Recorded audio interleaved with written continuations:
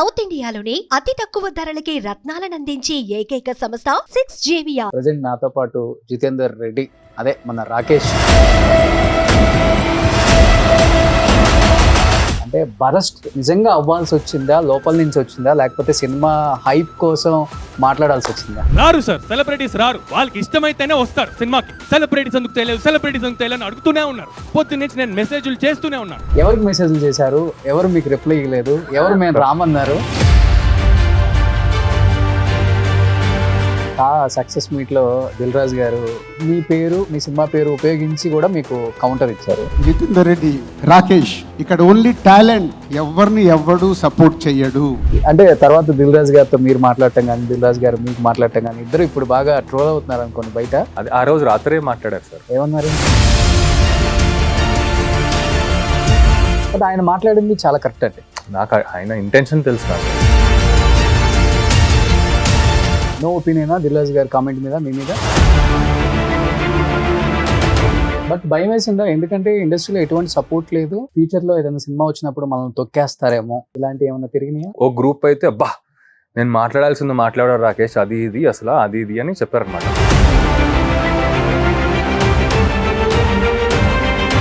Jitender Reddy story గురించి చెప్పినప్పుడు goose bumps వచ్చిన సీన్ అంటే ఏమని చెప్తావు? ఒకటేమో క్లైమాక్స్ సీన్. ఆయన బాడీలో ఆల్మోస్ట్ 72 bullets దొరికాయి. బ్లడ్ కన్నా ఎక్కువ బుల్లెట్లు దొరికాయి. కిషన్ రెడ్డి గారు కానీ, బండి సంజయ్ గారు కానీ ఆయనతో ట్రావెల్ చేశారు కాబట్టి మళ్ళీ జితేందర్ రెడ్డి గారిని చూసినట్లే ఉంది మాకు. స్క్రీన్ మీద మంచి కాంప్లిమెంట్ ఇచ్చారు. బండి సంజయ్ గారు నువ్వు మెయిన్ పార్ట్ మిస్ చేస్తావు. లాస్ట్ ఆయన వచ్చిన నోట్ నుంచి వచ్చింది ఏంటంటే భారత్ మాతాకి జయ.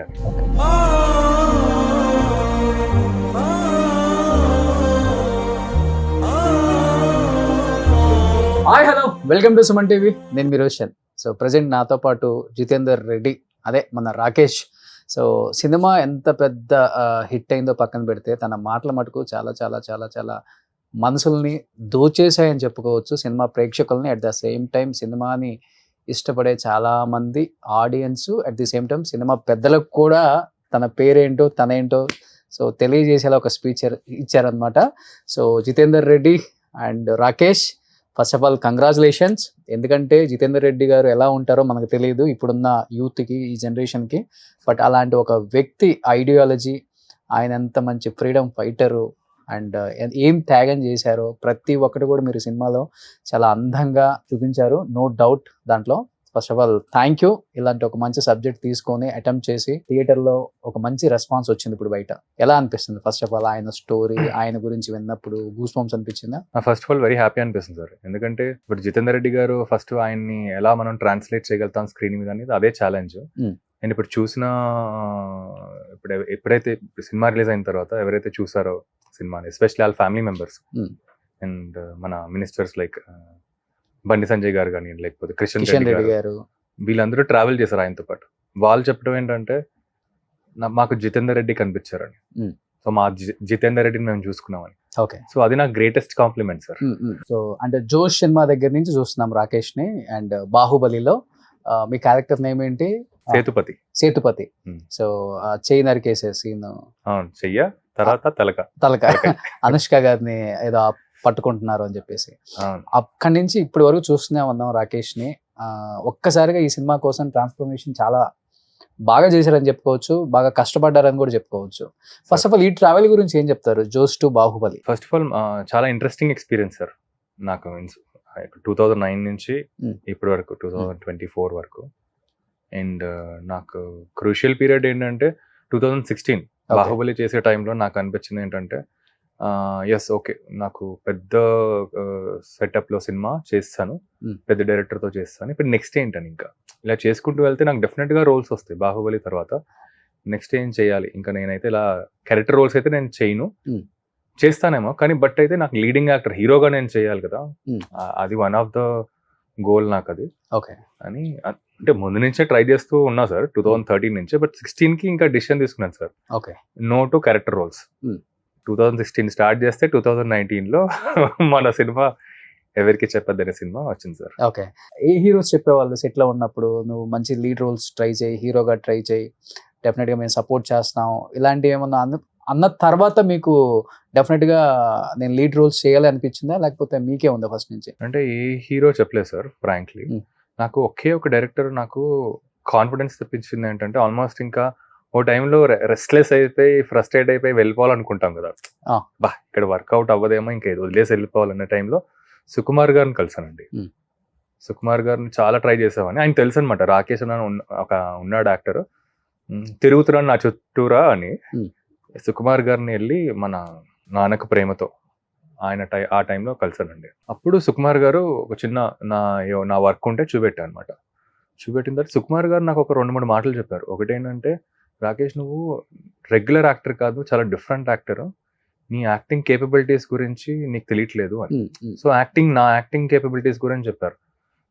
ఈ డైరెక్టర్ నాకు ఇంత డీటెయిల్గా షేర్ చేయలేదన్నమాట. ఆయన షేర్ చేసింది కూడా హార్డ్లీ ఒక 15 minutes ఆయనతో పాటు కూర్చున్నాను అని చెప్పడం జరిగింది. చూడు ఇక్కడ కాకపోయినా ఇంకెక్కడన్నా చూడు, బట్ నీకైతే ఏదో క్వాలిటీ ఉంది అని, యాక్టింగ్ క్వాలిటీ. సడన్ గా నాకేంటంటే ఒక కాన్ఫిడెన్స్ వచ్చింది అనమాట. ఐఎమ్ కేపబుల్, నేను ఇక్కడే ఉంటా, ఉండి కూడా ఇక్కడే నేను ఏదో ఒకటి చేస్తాను. I will even though it is tough, I will make sure that నేను ఇక్కడే ఏదో సాధిస్తానని. ఇంకా ఈ ఇండస్ట్రీ కాకుండా ఇంకే ఇండస్ట్రీ వెళ్ళిపోదాం అనుకున్నాను అనమాట. ఇక్కడే ఉంటాను, ఇక్కడ బయటకు వెళ్ళిపోదామో లేకపోతే అని అనుకున్నాను. లేదు, కానీ ఎప్పుడైతే సుకుమార్ గారు అది చెప్పిన తర్వాత నేను ఇక్కడే ఉంటాను, ఇక్కడే ఏదైనా చేస్తాను అని. ఓకే, సో బ్యాక్గ్రౌండ్ ఏం లేదు ఇండస్ట్రీ మీకు? లేదండి. సో ప్రభాస్ గారితో బాహుబలి మర్చిపోలేదు కాబట్టి, రాజమౌళి గారితో యాక్ట్ చేయడం అంటే పెద్ద విషయం. ఆయన డైరెక్షన్ లో ప్రతి యాక్టర్కి ఒక డ్రీమ్ అని చెప్పుకోవచ్చు. ఇప్పుడైతే ఆ డ్రీమ్ ని మన దరిదాపులకు కూడా వెళ్ళలేని ఆర్టిస్టులు చాలా మందిని చూసాం, బట్ బాహుబలితో మీకు దక్కింది కాబట్టి ఏం చెప్తావు? ప్రభాస్ గారితో వర్క్ ఎక్స్పీరియన్స్ అంటే ఏమని చెప్తావు? ఆయనతో నాకు మిర్చి, బాహుబలి ఈ 2. బట్ ఆఫ్టర్ బాహుబలి ఇప్పుడు ఆయన పాన్ ఇండియా స్టార్ కదా, సో ఇప్పుడు ఎలా ఉంది ఆ జర్నీ? కలిసావా ఎప్పుడన్నా? దాని తర్వాత కలవలేదు. ఈ ప్రాజెక్ట్ తర్వాత నెక్స్ట్ మంత్ వెళ్ళి ఒకసారి కలుస్తా. ఓకే, ఆ యాక్సెస్ ఉంటుందా? ఉంటుందండి ఇప్పుడు. ఓకే, మరి మంచి కాంటెంట్ తీస్తే సపోర్ట్ చేయడానికి నేను ఎప్పుడు రెడీ అనే ఆర్టిస్టులు అంటే హీరోస్ చాలా మంది ఉన్నారు మన ఇండస్ట్రీలో. అలాంటిది నువ్వు వర్క్ చేసిన హీరోస్ తోనే నీ సినిమాకి ప్రమోట్ చేయించుకోవడానికి ట్రై చేయలేదా, లేకపోతే ట్రై చేస్తే అది ఫెయిల్ అయిపోయి బరస్ట్ అయి మాట్లాడాల్సి వచ్చిందా మన స్టేజ్ మీద? బేసిక్లీ నా పాయింట్ కూడా సార్ నాకు ఏంటంటే, అంటే డెస్పరేట్ అవ్వకూడదు. ఎందుకంటే ఇప్పుడు ఫర్ ఎగ్జాంపుల్ నాకు వీళ్ళందరూ తెలిసినా కూడా ఆ టైంకి వీళ్ళు రాకపోవచ్చు సార్.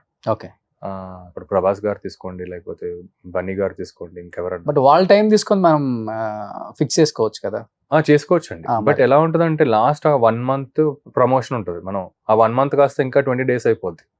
సో ఆ టైంలో మనం అంటే సినిమా కూడా ప్లాన్ చేసుకోవాలి. అంటే ఎలా అయిపోద్ది అంటే, మన cinema planning around the celebrity అయిపోవచ్చు. సో అది చాలా ఒక ఇంటిమిడేటింగ్, అంటే అన్సర్టైన్ సిచ్యువేషన్ అది. ఓకే, సో నా పాయింట్ కూడా ఏంటంటే, మొన్న ఆ స్పీచ్లో నా షేరింగ్ ఏంటంటే, మనం కాన్ఫిడెంట్గా మనం స్టార్ట్ చేసాం సినిమా. ప్రొడ్యూసర్ తీసుకోండి, యాక్టర్స్ తీసుకోండి, ఇంకా టెక్నీషియన్స్ తీసుకోండి, ఇది ఇన్నర్ సర్కిల్. ఇలా మనం వెళ్తూ మనం రిలీజ్ చేసుకోవాలి. మ్యాక్సిమం డిస్ట్రిబ్యూటర్ని వాళ్ళని యాడ్ చేసుకుంటాం later on closer to the release. ఈ మధ్యలో ఏమైపోతుందంటే సార్, నా మైండ్ సెట్ కూడా ముందు అలాగే ఉండేది, సెలబ్రిటీ ఉంటేనే ఈ సినిమా ముందుకెళ్తుంది, సెలబ్రిటీ లేకపోతే వెళ్ళదు అని ఒక చిన్న గాబరా వచ్చేస్తుంది. చిన్నది కాదు, స్టార్ట్ అవుద్ది, ఈ సెలబ్రిటీ వచ్చేస్తారు, వాళ్ళ సెలబ్రిటీ వచ్చేస్తారు అని యాక్టర్. బట్ లేటర్ ఆన్ ఏంటంటే, అవ్వచ్చు అవ్వకపోవచ్చు, వాళ్ళ మీద డిపెండ్ అయ్యంటే సినిమా వెళ్తుంది వెళ్ళకపోవచ్చు, అలా అయిపోతుంది సార్. సో నా పాయింట్ ఏంటంటే, స్టార్లో వచ్చిన సినిమాలు డిజాస్టర్ అని కూడా చూసాం మనం ఇండస్ట్రీలో ఉన్నాయి. సినిమా పేర్లు అక్కర్లేదు కానీ అసలు ఏ సపోర్ట్ లేకుండా వచ్చిన చిన్న సినిమాలను ఆదరించిన సినిమాలు చాలానే చూసాం మనం. నా పాయింట్ కూడా సార్, మార్కెటింగ్ మీద కాన్సన్ట్రేట్ చేద్దామని. మార్కెటింగ్ ఒక సాలిడ్ క్రాఫ్ట్ సార్ అది. ఓకే, మనం ఫిల్మ్ మేకర్స్ కి తీసుకోండి, ప్రొడ్యూసర్స్ తీసుకోండి, జస్ట్ హోర్డింగ్స్ వేసేద్దామా, లేకపోతే డిజిటల్లో చేసేద్దామా, లేకపోతే టీవీలో వేసేద్దాం, పేపర్లో వేసేద్దామని ఉంది. అలా కాకుండా ఇప్పుడు స్క్రిప్ట్ని మనం ఎలా మనం ట్రీట్ చేస్తున్నామో, మార్కెటింగ్ కూడా అలా క్రియేటివ్ గా ట్రీట్ చేయాలి సార్. చేయగలుగుతాం కూడా. అంటే 15 years నుంచి ఇండస్ట్రీలో ఉన్నారు రాకేష్ మీరు, అంటే మీకు బాగా తెలుసు అసలు ఇండస్ట్రీ అంటే వాట్ ఈజ్ వాట్ అనేది మీకు బాగా తెలుసు. అంటే బరస్ట్ నిజంగా అవ్వాల్సి వచ్చిందా, లోపల నుంచి వచ్చిందా, లేకపోతే సినిమా హైప్ కోసం మాట్లాడాల్సి వచ్చిందా? లేదు సార్ హైప్ కోసం అని కాదు, ఓకే నేను యాక్చువల్ గా చాలా చాలా పొలైట్ గా అడ్రస్ చేద్దామని ఎక్కా సార్ స్టేజ్ మీద. ఓకే ఇదే 3 పాయింట్స్. ఎక్కడ గాడి తప్పింది? అంటే ఇంకా ప్రొలాంగ్ ఫ్రస్ట్రేషన్ ఉంటుంది కదా సార్ ఎన్నో ఇయర్స్ నుంచి. Hmm. నా డిపెండెన్సీయో లేకపోతే ఆ సప్రెషన్ ఆ సఫరింగ్ అదంతా యాడ్ అయిందేమో. అంటే మీరు అన్నారు ఒక మాట, ది సినిమాకి నేను చాలా మందికి మెసేజ్ పెట్టాను, ఎవరి దగ్గర నుంచి నాకు రిప్లై రాలేదు. అట్ ది సేమ్ టైం ఈ సినిమా రిలీజ్ తర్వాత కూడా, ఇప్పుడు ఈ ఫంక్షన్ తర్వాత కూడా నేను ఇంకా మెసేజ్ చేస్తాను, ఇంకా ఏదన్నా వాళ్ళ సైడ్ నుంచి సపోర్ట్ వస్తుందేమో ఎక్స్పెక్ట్ చేస్తున్నామని చెప్పేసి అన్నారు. అవును. ఎవరికి మెసేజ్లు చేశారు? ఎవరు మీకు రిప్లై ఇవ్వలేదు? ఎవరు మేము రామన్నారు? పెద్ద పెద్ద స్టార్లా? అంటే సార్ బేసికలీ నా ప్రొసీజర్ ఎలా ఉంటుంది సార్, అందరికి స్టార్స్ కి డైరెక్ట్ గా నేను అలా చేయను సార్. వాళ్ళు వాళ్ళ చుట్టుపక్కల మనుషులకే చేస్తాను నేను. సో అదొకటి. డైరెక్టర్స్కి నేను డైరెక్ట్గా చేస్తాను, అడుగుతాను. ఫస్ట్ అడగటమో లేకపోతే ఫస్ట్ నేను నా మెటీరియల్ పంపిస్తాను, రెస్పాన్స్ ఇచ్చారంటే అడుగుతా. సో బేసికలీ నేను నా ట్రెడిషన్ మెథడ్ ఏంటంటే అంతా డైరెక్టర్స్ లిస్ట్ వేసుకుంటా. ఏంటి టాప్ డైరెక్టర్స్ నుంచి అప్కమింగ్ డైరెక్టర్స్ వరకు అందరినీ రీచ్ అవుతా, ఎవరిని వదిలిపెట్టను. అందరు యాక్టర్స్ని రీచ్ అవుతా మ్యాక్సిమం. డైరెక్ట్గా కాకపోయినా వాళ్ళ మేనేజర్స్ కన్నా లేకపోతే వాళ్ళ ఒక ఉంటుంది అనమాట, వీళ్ళతో రీచ్ అయితే పని అవుద్ది అని. సో అందరికి రీచ్ అవుతా, అలాగే చేస్తాను. ప్రొడ్యూసర్స్ కూడా ఇన్ఫాక్ట్ నా పలానా సినిమా వస్తుంది, మీ సైడ్ నుంచి ఏమైనా నాకు సపోర్ట్ చేయండి అని. ఇప్పుడు పెద్ద హీరో సినిమాకి ఇంకొక పెద్ద హీరో వచ్చి సపోర్ట్ చేస్తారు, బట్ చిన్న సినిమాలకి ఇష్టమైతే వచ్చే వాళ్ళు ఉన్నారు, లేకపోతే లేదు. బట్ మీరు ఇచ్చిన స్పీచ్ కి సమాధానం దొరికిందా? ఇప్పుడైనా రిలీజ్ తర్వాత అయినా ఆన్సర్ దొరికిందా? అంటే ఆన్సర్ కన్నా నాకు రియలైజేషన్ ఏంటంటే సార్, ఇప్పుడు నాకు అంటే నేను నా గురించి మాట్లాడగలుగుతాను. నాకు సక్సెస్ ఉంటేనే వస్తారు సార్. ఎస్, ఆ క్లారిటీతో నేను ఉన్నా. ఎస్. సో కిరణ్ అబ్బవరం కా తర్వాత దిల్ రాజు గారు వచ్చి కూడా అదే కదా చేసింది. ఎవరన్నా సక్సెస్ ఉంటేనే ట్యాగ్ అవ్వాలనుకుంటారు సార్. ఓకే, ఆ సక్సెస్ ఓకే వీడిలో ఏదో టాలెంట్ ఉంది, వీడిని ఎంకరేజ్ చేద్దామని ముందు నుంచే ఎవరు బ్యాకప్ చేయరు. అంటే మన ఓన్ ఫైట్, సోలో ఫైట్. అది ఒక్కసారి సక్సెస్ కొట్టిన తర్వాత ఎక్కడి నుంచి ఎలా వస్తారో తెలియదు, వస్తారండి. అది ట్రూత్. అలా మనం చాలా చూసాం మన ఇండస్ట్రీలో. నా రియలైజేషన్లో ఉన్నా. అందుకు నేను విక్టిమ్ మోడ్ కాదు సార్. నాకు చెయ్యండి, నాకు ఎందుకు చేయట్లేదు అని కాకుండా సక్సెస్ కొట్టాలని నాకు ఉంది ఇప్పుడు. అది కూడా సాలిడ్ సక్సెస్ కొట్టాలి. అప్పుడు రానియండి, నేను యూస్ చేసుకుంటా వాళ్ళని. సో కా అప్పుడు కూడా కిరణ్ అబ్బవరం ఈ సినిమా నచ్చకపోతే నేను ఇంకా అసలు సినిమాలు తీయను, చెయ్యను, సినిమా ఇండస్ట్రీ వదిలేస్తానని ఒక స్టేట్మెంట్ అనేది ఆడియన్స్ లో స్ట్రాంగ్ గా వెళ్ళిందని చెప్పుకోవచ్చు. బట్ ఆ సినిమా రిలీజ్ అయిన తర్వాత, ఆ సక్సెస్ చూసిన తర్వాత మళ్ళీ చాలా మంది అప్రిషియేషన్ చేయటము, సక్సెస్ మీట్లకి రావటము, మాట్లాడటము, కిరణ్ ఎత్తేయటం అన్ని చూసాం. సో ఏమనిపించింది దీని తర్వాత? Success is very success important for our industry. మనం థ్రైవ్ అవ్వాలంటే, సర్వైవల్ పర్లేదు సార్, మనం ఒకటి నుంచి ఒక లెవెల్ నుంచి థ్రైవ్ అవ్వాలంటే సక్సెస్ అనేది ఇంపార్టెంట్. అది కూడా పేరు అవసరం లేదు సార్, మనకి పేర్లు అవార్డులు అవసరం లేదు. ఇక్కడ రివార్డులు, వాడికి బాక్స్ ఆఫీస్ లో సక్సెస్ కొడితేనే వస్తారు సార్. ఓకే, సో కా సక్సెస్ మీట్ లో దిల్ రాజు గారు మీ సినిమా, మీ పేరుని ఉద్దేశించి ఇక్కడ ఎవడు సపోర్ట్ చేయడు, ఎవడు రాడు, ఏం ఎక్స్పెక్ట్ చేసి ఇండస్ట్రీకి రావద్దు, అన్ని తెలిసి ఇండస్ట్రీకి వచ్చినప్పుడు ఇలాంటి మాటలు మాట్లాడకూడదు, సక్సెస్ ఉంటేనే ప్రతి ఓడు వస్తాడు, రావాలని రూల్ లేదు, హీరోస్ కు చాలా వాళ్ళకి కమిట్మెంట్స్ ఉంటాయి, వాళ్ళు ఎక్కడో ఉంటారు, వేరే ప్రాజెక్ట్ లో ఉంటారు, వాళ్ళ లుక్ బయటికి రివీల్ అవుతుందని రారు, రకరకాల రీజన్స్ ఉంటాయి, అసలు ఎవడు రాడు, సపోర్ట్ చేయడు అని చెప్పేసి మీ పేరు, మీ సినిమా పేరు ఉపయోగించి కూడా మీకు కౌంటర్ ఇచ్చారు. అంటే తర్వాత దిల్ రాజు గారితో మీరు మాట్లాడటం కానీ, దిల్ రాజు గారు మీకు మాట్లాడటం కానీ, ఇద్దరు ఇప్పుడు బాగా ట్రోల్ అవుతున్నారు అనుకోండి బయట. అదే గత ఒక 4-5 days నుంచి మేమిద్దరం మంచి ట్రోల్. అండ్ అది ఆ రోజు రాత్రే మాట్లాడారు సార్. ఓ, కాల్ చేశారా? కాల్ చేశారు. ఏమన్నారు? అదే నవ్వుతూ, ఇంకా ఏంటి రాకేష్ మన ఇద్దరం ట్రోల్ అవుతున్నావు ఇలా అయిందండి. బట్ నాకేంటంటే రాజు గారు, నాకు ఆయన మాట్లాడింది చాలా కరెక్ట్ అంటే నాకు అనిపించింది. యాక్చువల్లీ రాజు గారితో ఆయన కూడా ఎటువంటి సపోర్ట్ లేకుండా ఇండస్ట్రీకి వచ్చారు కదా, ఈ స్థాయికి వచ్చారు. ఇప్పుడు ఇండస్ట్రీలో one of the best producer అవునండి అంటే దిల్ రాజు గారి పేరే చెప్తాం మనం. అవును, అదే రాజుగారితో నాకేంటంటే 2 things. ఒకటేమో నాకు ఆయన ఇంటెన్షన్ తెలుసు నాకు, ఆ రోజు ఇలా ఎందుకన్నారు అనేది. ఆయన ఏంటంటే అసలు డిపెండ్ అవ్వద్దు అని, ఆయన నాది కూడా ఏంటంటే డిపెండ్ అవ్వకూడదు అని. మిగతా అటాచ్మెంట్ వేరే అన్ని, బట్ నాకు ఆయన ఇంటెన్షన్స్ తెలుసు కాబట్టి నాకు అసలు ఏం అనిపించలేదు. In fact no opinion Dil Raju గారి కామెంట్ మీద, మీ మీద? నాకు అసలు ఏమనిపించలేదండి. నేను ఇంకా నవ్వుకున్నా. ఇంకా ఆయన వరకు వెళ్ళింది, ఆర్ ఆయన తీసుకొచ్చారు, ఆయన దాని గురించి మాట్లాడుతున్నారంటే మంచిదే కదా సార్. అది Hmm. ఒక రకంగా నేను మాట్లాడింది. మీ స్పీచ్ తర్వాత లేకపోతే సినిమా రిలీజ్ తర్వాత మీకు వచ్చిన ది బెస్ట్ కాంప్లిమెంట్ అంటే ఏమని చెప్తారు ఇండస్ట్రీ నుంచి? ఈ సినిమా కన్నా ఎక్కువ ఈ స్పీచ్ మీద పడుతున్నారు sir. But cinema compliment speech వల్ల గూగుల్లో యూట్యూబ్లో సర్చింగ్ ఎక్కువైపోయింది కదా, రాకేష్ జితేందర్ రెడ్డి స్పీచ్ అని. సినిమా కాంప్లిమెంట్ అయితే సార్ నాకు జితేందర్ రెడ్డి కనిపించారని వాళ్ళ ఫ్యామిలీ మెంబర్స్ వాళ్ళు తెలిసిన వాళ్ళు చెప్పాను సార్. Hmm. స్పీచ్ ఏంటంటే సార్ నాకే ఇంట్రోస్పెక్ట్ చేసుకుంటున్నాను. ఎందుకు అలా మాట్లాడాను నేను, ప్రాబబ్లీ నేను మాట్లాడింది నేను ఎగ్జిక్యూట్ చేయాలి ఇప్పుడు. ఓకే. అంటే నేను చాలా పెద్ద పెద్దవి డిక్లేర్ చేస్తాను, నేను బ్రాండ్ అవుతా, బ్రాండ్ అయినాకే నేను ఎంకరేజ్ చేస్తానని. సో నాకేమనిపించింది అంటే అవి చెయ్యాలని. ఇప్పుడు జస్ట్ అలా స్పీచ్లో మాట్లాడేసి నేను పక్కకి వెళ్ళకుండా ఇప్పుడు నేను ఎలా అవ్వాలనేది, ఒక బ్రాండ్ ఎలా అవ్వాలి. ఇప్పుడు నాకు బ్రాండ్ అంటే మీరు నాకు దిల్రాజు గారు ఒక బ్రాండ్, రానా ఒక బ్రాండ్, అంటే యూనిక్ బ్రాండ్ అనమాట. వాళ్ళ వల్ల బిజినెస్ అవుద్ది, సినిమా జనాల్లోకి వెళ్తుంది. ఓకే. అండ్ బ్యాకప్ ఉంటుంది ఒక ప్రాజెక్ట్, మంచి ప్రాజెక్ట్. ఇప్పుడు నేను చేయాలన్నా, ఎవరికైనా బ్యాకప్ చేయాలన్నా, లేకపోతే నాకు నేను బ్యాకప్ సరిగ్గా చేసుకోవాలన్నా ఒక సాలిడ్ హిట్ కొట్టాలి. హిట్ కొట్టి ఒక సాలిడ్ బ్రాండ్ అవ్వాలని నాకు అనిపించింది. సో దాని యాక్షన్ రూపంలో ఇప్పుడు నేను ఏం చేయాలనేది అదో ఆలోచిస్తున్నాను. బట్ భయం వేసిందా? ఎందుకంటే ఇండస్ట్రీలో ఎటువంటి సపోర్ట్ లేదు అండ్ హీరోస్ మీద కామెంట్ చేసేసాం.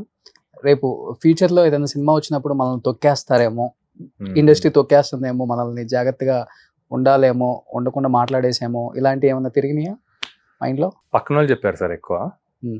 రాకేష్ నీకేమన్నా ఇప్పుడు ఓ గ్రూప్ అయితే అబ్బా నేను మాట్లాడాల్సింది మాట్లాడారు రాకేష్, అది ఇది అసలు అది ఇది అని చెప్పారనమాట. వీఆర్ సపోర్ట్ అని. కొందరు ఏంటంటే అసలు ఏం మాట్లాడుతున్నావు తెలుసా, నీకు ఇండస్ట్రీలో ఉన్నావు, ఇండస్ట్రీలో ఉండి నీకు ఇండస్ట్రీ డ్రివెన్ తెలుసు కదా, అలా ఎవరెవరో డ్రైవ్ చేస్తున్నారో, నువ్వు అందరినీ నువ్వు అలా జనరలైజ్ చేసి అలా ఎందుకన్నావని. అంటే ఎవరికి తీసుకోవాల్సింది తీసుకున్నారు సార్. నా పాయింట్ ఏంటంటే ఫస్ట్ ఆఫ్ ఆల్ నేను పట్టించుకున్నాండి. Actually literally don't care. ఎందుకంటే సార్ నేను డిపెండ్ అయ్యి ఉంటే ఎప్పుడో డిపెండ్ అయ్యామని కదా సార్. ఇప్పుడు నాకు నా ఓన్ ప్రొడక్షన్ హౌస్ ఉంది, నాకు స్క్రిప్ట్స్ చేసుకునే కెపాసిటీ, చూస్ చేసుకునే కెపాసిటీ ఉంది, ఒక సినిమా చేసే కెపాసిటీ ఉంది, బిజినెస్ ఎలా చేయాలో తెలుసు, రిలీజ్ కూడా ఎలా చేయాలో తెలుసు. సో ఎవరన్నా నాకు సపోర్ట్ చేసినా చేయకపోయినా నాకు నేను సపోర్ట్ చేసుకుంటాను, అండ్ నాకు సపోర్ట్ చేయాల్సిన వాళ్ళు నేను చేసుకుని వెళ్ళిపోతాను. సో ఆ ఫియర్ లేదు సార్ నాకు. ఇది లేకపోయి ఉంటే సార్ నాకు అప్పుడు నేను భయపడిపోయాను ప్రాబ్లమ్, నేను ఒక్కడ యాక్టర్గా ఉండుంటేనే. బట్ నాకైతే అస్సలు ఆ రిగ్రెట్ లేదు, ఆ భయం కూడా లేదు ప్రస్తుతానికి. సో ఇప్పటి నుంచి మేబీ అంటే బిఫోర్ బాహుబలి, మిర్చి ఇవన్నీ చేసావు కాబట్టి మంచి మంచి క్యారెక్టర్స్. ఈ సినిమా తర్వాత హీరో అయ్యావు, బిఫోర్ కూడా అయ్యావు. బట్ దీని తర్వాత ఇన్ కేస్ రాజా సాబో, లేకపోతే ప్రభాస్ గారి సినిమాలలో, లేకపోతే ఎన్టీఆర్ సినిమాలలో మంచి మంచి రోల్స్ వస్తే చేస్తాడా రాకేష్, లేకపోతే ఓన్లీ లీడ్ రోల్ హీరోగా మాత్రమే ఫిక్స్ అయి ఉన్నాడు ఇంకా? ఇదైతే నేను ఒకసారి లీడ్ రోల్ హీరోగానే చేద్దామని అనుకుంటున్నా సార్. ఒకసారి నాకు ఏంటో నేను ఎంతవరకు నేను వెళ్ళగలుగుతాను, నేను వెళ్ళాలి. సో అక్కడ నేను లీడ్ రోల్ లాగానే చేయాలని చాలా స్ట్రాంగ్గా ఫిక్స్ అయి ఉన్నా. సో ఇప్పుడు జితేందర్ రెడ్డి అనగానే సినిమా వాళ్ళకన్నా కూడా పొలిటీషియన్స్ ఎక్కువ సపోర్ట్ చేశారు. లైక్ బండి సంజయ్ గారి దగ్గర ఒక డైలాగ్ ఏదో చెప్పారు కదా, ఒక్కసారి ఆ డైలాగ్ చెప్పరా? నాకు బాగా నచ్చింది. ఈ దేశం మనకేం ఇచ్చింది కాదు సార్, ఈ దేశాన్ని మనం ఏం చేసామని చెప్పండి. హక్కుల గురించి కాదు, బాధ్యతల గురించి చెప్పండి. అణిచివేత కాదు, అభివృద్ధి చెప్పండి. విద్వేషాలు కాదు, ఐక్యత చెప్పండి. ఈ దేశం వేల సంవత్సరాల సంస్కృతిని ఇచ్చిందని చెప్పండి. మనిషి ఎట్లా బతకాలనే జీవన విధానాన్ని ఇచ్చిందని చెప్పండి. పోరాటాలు కాదు, టెక్నాలజీతో పోటీపడి ప్రపంచాన్ని ఎలా ఏలాలో చెప్పండి. వేల సంవత్సరాల యుద్ధాలు, పోరాటాలు, ఉద్యమాలు చేసి అలిసిన దేశం సార్. వీలైతే ఐక్యమత్యం, అభివృద్ధిని కనుకోండి. ఇంకా పోరాటాలు అని చెప్పాలని చెడగొట్టకండి. దేశం వేరు, మనం వేరు కాదు. దేశం అంటే మనం, మనం అంటే దేశం. Wow, super. So voice modulation కూడా అలా చేంజ్ చేసేసావు క్యారెక్టర్ లో. ఇంకా అంతే సార్, ఆ క్యారెక్టర్ ఆ లెవెల్లో ఉంటది. ఓకే. బట్ ఆయన స్టోరీ గురించి చెప్పినప్పుడు, నరేషన్ చేసినప్పుడు ఏ లైన్లో వావ్ ఇది డెఫినెట్ గా నేను చెయ్యాలనిపించిన, గూస్ బంప్స్ వచ్చిన సీన్ అంటే ఏమని చెప్తావు ఆయన లైఫ్ స్టోరీలో? అన్నీ మనం సినిమాలో చూపించలేం కాబట్టి కొన్ని కొన్ని మీకు బాగా నచ్చిన సిచ్యువేషన్ ఆయన లైఫ్ లో మీరు విన్నది? 2 సీన్స్ సార్. ఒకటేమో ఇంటర్వెల్ సీన్, ఒకటేమో క్లైమాక్స్ సీన్. ఇంటర్వెల్లో ఆయనకి ఎవరైతే ఆయన్ని ఒక ఇన్స్పిరేషన్ ఇచ్చి ఆయన ఒక ఐడియాలజీ, ఆయన ఒక ఫిలాసఫీ ఆఫ్ లైఫ్ ఎవరైతే సపోర్ట్ చేశారో అప్పటి వరకు ఆయన గురువులాగా, ఓకే, ఆయన్ని చంపేస్తారండి. ఆయన చంపేస్తారు. అక్కడ డిసిషన్ తీసుకుంటారు, ఇప్పుడు చంపటం అనేది మన సిద్ధాంతం. ఇప్పుడు నేను చంపాలి అంటే గన్ను పట్టాలి, మనం బతకాలంటే మనం చంపాలని, మనం బతకాలంటే ఇప్పుడు మనం చంపాలని గన్ను పట్టుకుంటారు. అది సిచ్యువేషన్. క్లైమాక్స్లో ఏంటంటే ఆల్మోస్ట్ ఇప్పుడు నక్సల్స్తో ఒక ఫైటింగ్ సీక్వెన్స్ ఉంటుంది. నిజంగానే సార్ అది ఆల్మోస్ట్ 2 hours పాటు ఆయన నిజంగానే ఆల్మోస్ట్ ఒక 25 to 30 మంది నక్సల్స్తో ఒక 2 hours పాటు ఫైట్ చేశాడు అనమాట. ఈయన దగ్గర ఏమో షార్ట్ రేంజ్ పిస్టల్ ఉంది, ఓకే, వాళ్ళ దగ్గర అందరిది లాంగ్ రేంజ్. అంటే ఇప్పుడు మోస్ట్ టాప్ ఎక్స్పర్ట్స్ తీసుకొచ్చి అక్కడ పెట్టి 2 hours పాటు ఆయన ఫైట్ చేశారు. ఆయన బాడీలో ఆల్మోస్ట్ 72 bullets దొరికాయి. చనిపోయిన తర్వాత 72 bullets పోస్ట్ మార్టంలో దొరికింది, బయోప్సీ చేస్తే. అంత దారుణంగా షూట్ చేశారా? మామూలు బ్రూటల్ గా.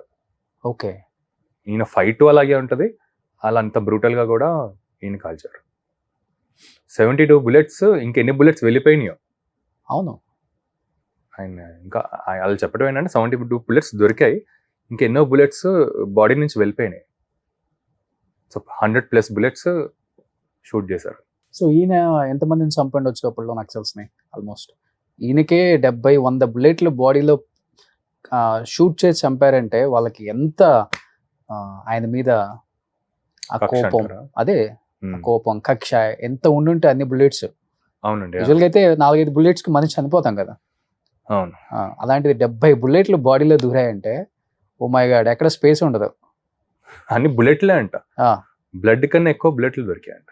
అబ్బా, సో అంత బ్రూటల్ కాదు. అంత ఈజీగా ఎలా దొరికారు ఆయన అసలుకి? అది సార్, అది ఆయన ఇంకా ఆయన సెక్యూరిటీ గార్డు వెళ్తున్నారంట, అదే ఊరికి వస్తున్నారు జగిత్యాలకి. అప్పుడు దారిలో తెలిసిందంట ఇలా వస్తున్నారు అనేది. చాలా మంది చెప్పడం ఏంటంటే సెక్యూరిటీ గార్డు కుంభక్కయ్యారు అని చెప్పటం, ఓకే, ఇంకా రియాలిటీ తెలియదు ఏంటి. సో అలా ప్లాన్ చేసి ఒక స్కెచ్ చేసి అక్కడ మధ్యలో పట్టుకుని కొండగట్ట ఎక్కడో అలా ఆయన్ని చంపారండి. బట్ ఇది ఇంటర్వెల్, క్లైమాక్స్ సీన్ ఇదే హైలైట్. అవును, ఒక ఆల్మోస్ట్ ఒక 18 minutes ఉంటుంది మొత్తం, స్టార్ట్ నుంచి ఎండ్ వరకు. చాలా ఇంట్రెస్టింగ్ ఉంటుంది. సో కిషన్ రెడ్డి గారు కానీ బండి సంజయ్ గారు కానీ ఆయనతో ట్రావెల్ చేశారు కాబట్టి మళ్ళీ జితేందర్ రెడ్డి గారిని చూసినట్లే ఉంది మాకు స్క్రీన్ మీద అని మంచి కాంప్లిమెంట్ ఇచ్చారా? కిషన్ రెడ్డి గారు ఇచ్చారు, బండి సంజయ్ గారు ఇచ్చారు. బండి సంజయ్ గారు నువ్వు మెయిన్ పార్ట్ మిస్ చేసావు అని, నువ్వు మెయిన్ పార్ట్ నక్సల్స్ వచ్చి చెప్పారంట. దట్ ఇంకా ఆల్మోస్ట్ పడిపోయే టైంలో ఇంకా ఆయన లాస్ట్ ఆయన వచ్చిన నోట్ నుంచి వచ్చింది ఏంటంటే భారత్ మాతాకి జై అని. ఓకే, అది లాస్ట్, అది పెట్టలేదని నేను అదే అనుకున్నాను. అది పెట్టుంటే అసలు ఎంత హై లేదు, అసలు అది మిస్ అయిపోయాం, అది పెట్టలేదు. ఓకే, బండి సంజయ్ గారు చెప్తున్నారు, నక్సల్ సెల్ చెప్పారంట ఆయన లాస్ట్ వర్డ్ ఏంటంటే చనిపోయే ముందు భారత్ మాతాకి జై అని చనిపోయారు. సో ఇప్పుడు వాళ్ళ ఫ్యామిలీ అంతా ఉన్నారు కదా? బ్రదర్ ఉన్నారు, ఓన్ బ్రదర్, వాళ్ళ సిస్టర్. ఓకే, అంతే. చూసారా ఆయన ఫోటో ఎలా ఉంటుందో మీరు? అంటే ఆయన స్టోరీ విన్నప్పుడు వాళ్ళ ఇంటికి వెళ్ళి ఆయనకు సంబంధించినవి, ఆయన రియల్ లైఫ్లో ఎలా ఉంటారు, ఆయన వాకింగ్ స్టైల్ ఎలా ఉంటుంది, మాట్లాడే విధానం ఎలా ఉంటుంది. సో మనకి వీడియోస్ లేవు అండి మనకి. సో వాళ్ళ జితేందర్ రెడ్డి వాళ్ళ బ్రదరే రవీందర్ గారు దీనికి ప్రొడ్యూసర్, తమ్ముడు. సో ఆయన్ని అడిగేవాడు అనమాట, అసలు మీ అన్నయ్య ఎలా ఉండేవారండి, ఎలా నడిచేవారు, ఎలా కూర్చునేవాళ్ళు, ఫ్రెండ్స్తో ఎలా ఉండేవారు, ఆయన ఎక్కువ మాట్లాడేవారా లేకపోతే వినేవారా. సో ఇలాంటి క్వశ్చన్స్తో నాకు అర్థమైంది, ఓకే నాకు ఇలాంటి క్యారెక్టరేషన్ ఉండొచ్చు ఈయనకి అని. ఓకే, అండ్ ఈ ఇన్సిడెన్సెస్ అన్ని షేర్ చేసేవాళ్ళు డీటెయిలింగ్. సో అక్కడ అనిపించింది. అండ్ అదే అండ్ ఆయన వస్తువులు ఉండేవి, గ్లౌస్ ఉండేవి. ఎప్పుడైతే ఈయన బైక్ మీద వెళ్తారో గ్లౌస్, సో ఆ గ్లౌస్ ఎప్పుడు నా పక్కన పెట్టుకునేవాడిని. జస్ట్ ఒక ఆయన అంటే క్యారవాన్లో అలా పెట్టుకునేవాడు అనమాట. షూట్కి వెళ్ళే ముందు జస్ట్ అలా కొంచెం ఓకే. ముట్టుకుని ఏదో తెలియని ఒక చిన్న ఎనర్జీ అన్నా పాస్ అవుద్దని Hmm. అలా ముట్టుకుని కొంచెం పక్కనే ఉండేది. రోజు కంపల్సరీ ఆ గ్లౌస్ మాత్రం నా దగ్గర ఉండాలి. ఓకే. దాని తర్వాత బయటికి వెళ్ళి పర్ఫామ్ చేసేవాడిని. బట్ జితేందర్ రెడ్డితో ప్రజలకి కొంచెం దగ్గర అయ్యామని చెప్పుకోవచ్చు, తెలంగాణ ప్రజలకి. నేనా సార్? ఆ. తెలంగాణ సైడ్ బాగానే అయ్యాను. బాగా అయ్యావు. సో బయట ఇప్పుడు రాకేష్ కన్నా కానీ జితేందర్ రెడ్డి అన్న అంటారేమో. ఇంకా తెలంగాణ సైడ్ అంతా లుక్ అంతా మార్చేసావు కదా, ఓవరాల్ గా కంప్లీట్ లుక్ చేంజ్ అయిపోయింది మీది. ఇంకా ఆ సినిమా కొంచెం వెయిట్ పెరిగారా? పెరిగా. ఆ. ఒక 7.5 8 kgs పెరిగా. అవునా? అదే ఇప్పుడు తగ్గాలి, 7 నెలల్లో తగ్గాలి. లుక్ మార్చేసావు, మీసం అదంతా. అవునండి. ఫస్ట్ టైం నేను ముస్టాచ్ పెట్టా ఇన్ని ఇయర్స్ లో నాకు. అవును, మెచ్యూర్డ్గా ఉంటారు కదా జితేందర్ రెడ్డి గారు అంటే. మరి మీసమే అయినాక నాకేమనిపిస్తుంది అంటే ఆ క్యారెక్టర్ ఏంటి క్యారెక్టర్ అనేది జితేందర్ రెడ్డి గారు అంటే ఆ మీసమే ఒక సింబల్ లాగా అనిపించింది నాకు. ఓకే. సో లవ్ మ్యారేజా అరేంజ్డ్ మ్యారేజా? లవ్ మ్యారేజ్ అండి. Love marriage. ఇండస్ట్రీయా? ఇండస్ట్రీ కాదు. ఇండస్ట్రీకి వచ్చినప్పుడు ఇంకా చాలా బాగుంటావు కదా, బాహుబలి టైంలో అంత ప్రపోజల్స్ ఏం రాలే రాకేష్ మీకు? లేదులేండి, పెద్దగా అయితే ఏం రాలేదు. వచ్చినాయి కొన్ని. అంటే ఇండస్ట్రీ నుంచి పెద్ద రావు సార్, మనకి ఏమన్నా బయట వాళ్ళు ఉన్నా కూడా వెళ్ళిపోతారు, ఎందుకంటే ఇండస్ట్రీ కదా. మనకి ముందే ఇండస్ట్రీకి రాకముందే కొంచెం బాగానే ఉంటుంది. ఇండస్ట్రీలో ఉన్న వాళ్ళకి బయట ప్రపోజల్స్ ఎక్కువ వస్తాయి కదా ఇండస్ట్రీ ప్రపోజల్స్ కన్నా. మీరు చెప్పే ప్రపోజల్స్ వేరు, ఈ ప్రపోజల్స్ వేరు కదా.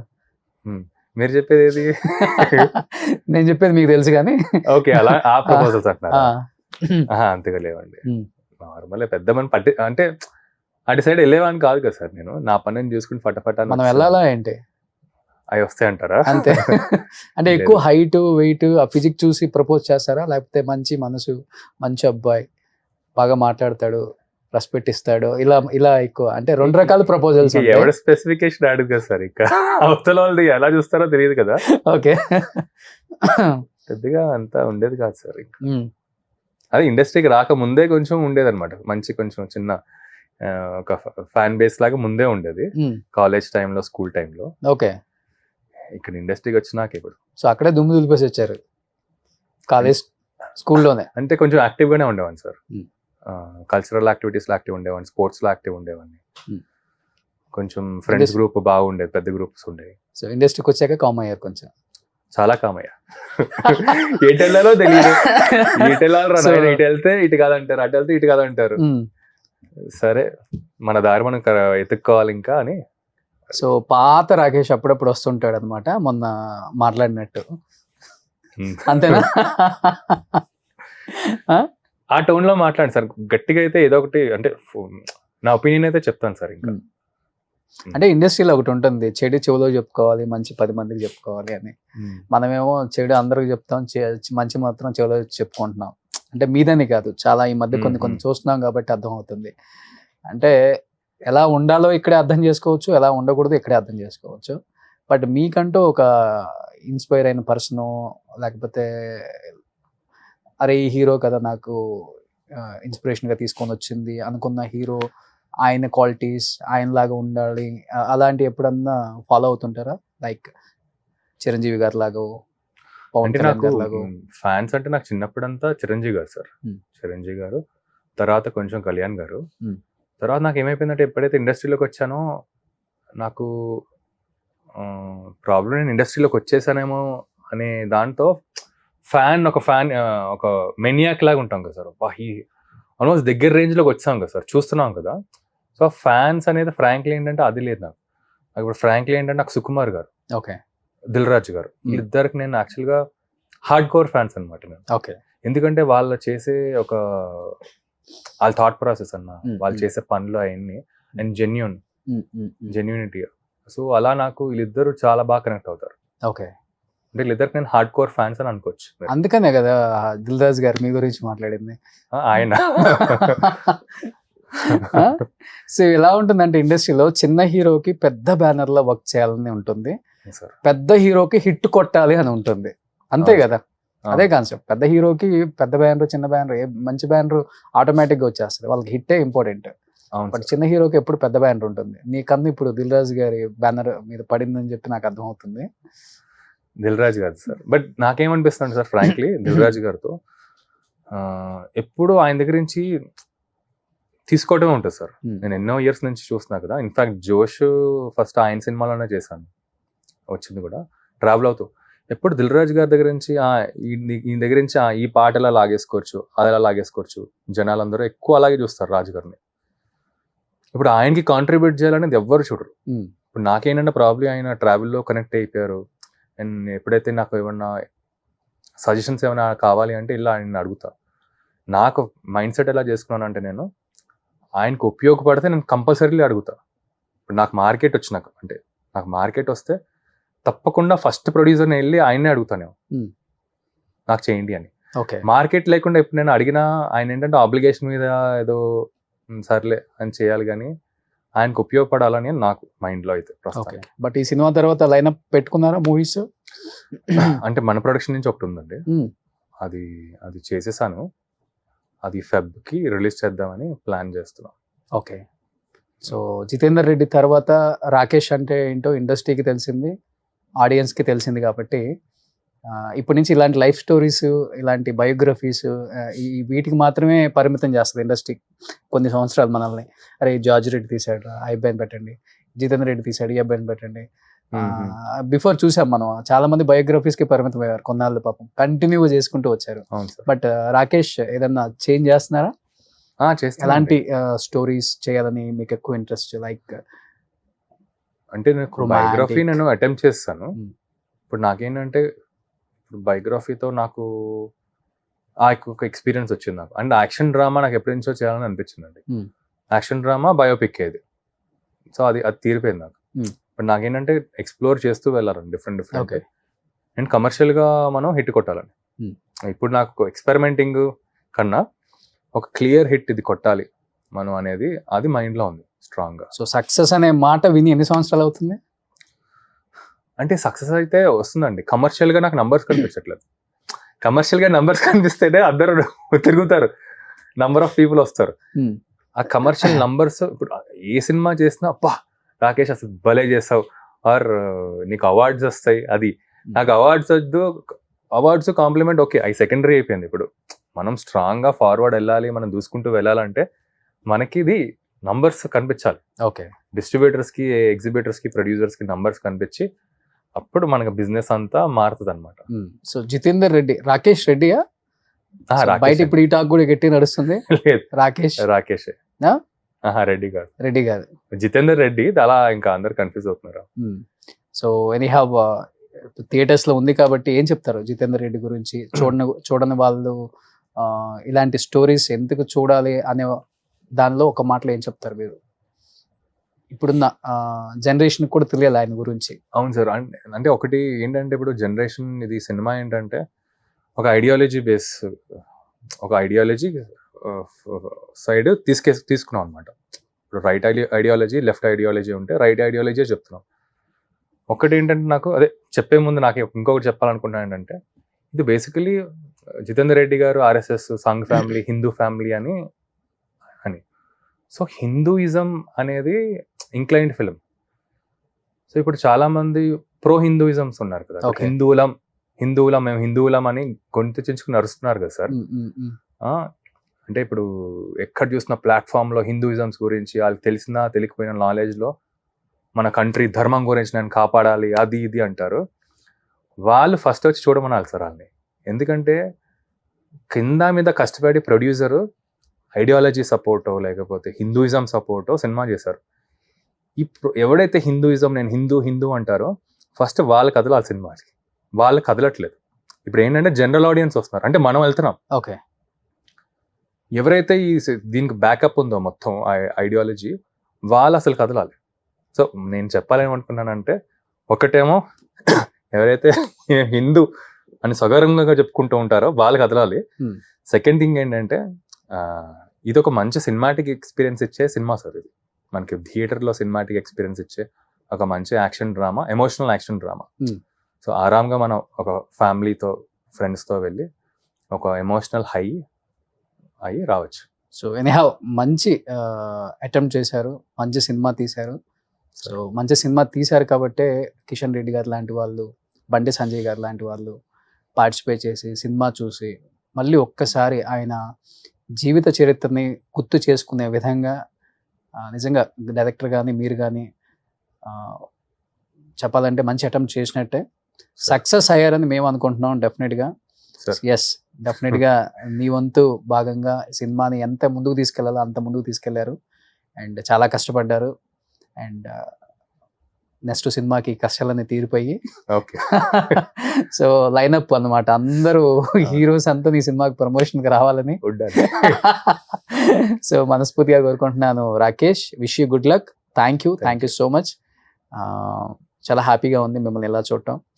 అండ్ చిన్న చిన్న క్యారెక్టర్స్ కాదు, ఏదో ఒకటి గట్టిగా కొట్టాలి, ష్యూర్ సార్. అది పెట్టుకున్నారు కాబట్టి జితేందర్ రెడ్డి తీయగలిగారు, లేకపోతే తీయలేరు. బట్ ఇక్కడికి ఫిక్స్ అయిన తర్వాత ఎవరు మార్చలేం కాబట్టి, సో మీరు అనుకున్న డెస్టినేషన్ చాలా దూరం ఉంది కాబట్టి త్వరగా రీచ్ అవ్వాలని కోరుకుంటున్నాను. Thank you so much. So థియేటర్లో ప్రతి ఒక్కళ్ళు కూడా జితేందర్ రెడ్డి చూడండి తప్పనిసరిగా. సో ఎందుకంటే ఆయన రియల్ లైఫ్ స్టోరీ అది, అండ్ ఆయన గురించి వింటున్నప్పుడు మనకు చాలా గూస్ బంప్స్ అనమాట. అలాంటి ఒక గొప్ప మహానుభావుడి సినిమా థియేటర్లో చూస్తే ఆ ఎక్స్పీరియన్స్ వేరేలాగా ఉంటుంది. ఆయన ఐడియాలజీ అండ్ ఎస్పెషల్లీ ఆయన కష్టపడ్డ తీరు చూస్తుంటే మనందరికి నిజంగా చాలా చాలా చాలా హ్యాపీగా ఉంది వింటుంటేనే. బట్ అది థియేటర్లో ఎక్స్పీరియన్స్ తీసుకుంటే అది ఎంత బాగుంటుందో థియేటర్లో సినిమా చూసిన వాళ్ళకి మాత్రమే తెలుస్తుంది. సో చూడని వాళ్ళు వెళ్ళి జితేందర్ రెడ్డి సినిమా చూడాలని మనస్ఫూర్తిగా కోరుకుంటున్నాను. Thank you so much. Suman టీవీలో మీ పర్సనల్ అండ్ బిజినెస్ ప్రమోషన్స్ కోసం కింది నెంబర్కి కాంటాక్ట్ చేయండి.